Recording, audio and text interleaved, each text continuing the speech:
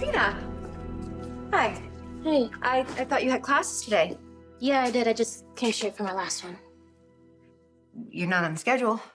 Yeah, I know. I just didn't want to go back to the dorms. Is everything okay? No, I got into a big fight with Spencer yesterday. Oh, I'm so sorry.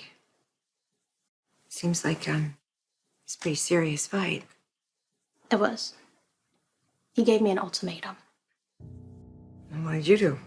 I got up and I walked out on him. And I've been avoiding him ever since.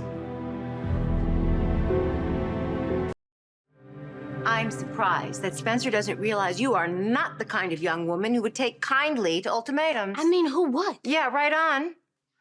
So, why do you think he did it?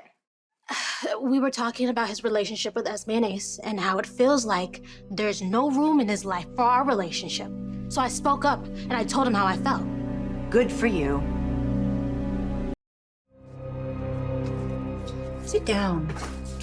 You have been a saint when it comes to Spencer spending time with Esme and Ace. I couldn't have stayed quiet that long. Really? No way. I mean, sure, I have quite a history with Esme, and this amnesia thing of hers is a bit hard for me to swallow. But that aside, you're in love with Spencer. And here he is spending so much time with his ex and her baby, the baby who happens to be his brother. I do understand why he's being so protective of Ace, though. Yeah, so do I. And God knows where Nicholas is, so he's no help at all. And he made a lot of mistakes with Spencer.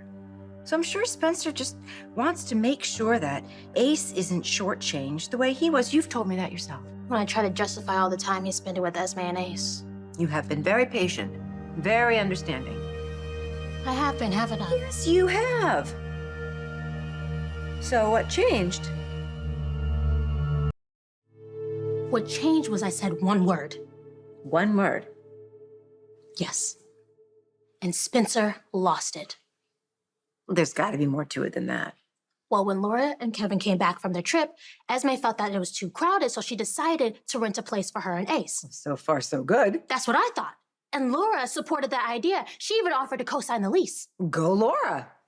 But when Spencer told me that Esme was moving out, I just said exactly how I felt. I said, finally. That sounds perfect to me. Well, it didn't sound good to Spencer. Is it bad for me to think that Spencer's too attached to his little brother? I think this is more about Esme than it is about Ace. What was Spencer's ultimatum? He warned me if I made him choose between me and Ace, I wouldn't like the choice. Ouch.